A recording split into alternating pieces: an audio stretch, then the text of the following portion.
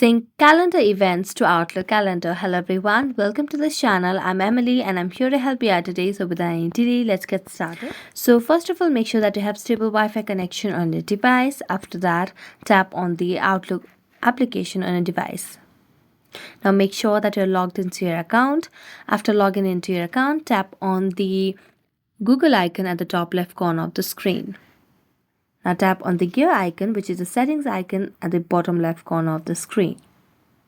Now scroll down and under the general category, you can see the option of calendar over here. So tap on calendar and here you can see the option of sync calendar. So tap on sync calendars and toggle this on and you'll be able to sync the calendar events on your device to Outlook calendar. So that's it. Thank you so much for watching this video. If you enjoyed watching it, don't forget to like, subscribe and hit the bell notification for more updates. That's it for today and see you next time.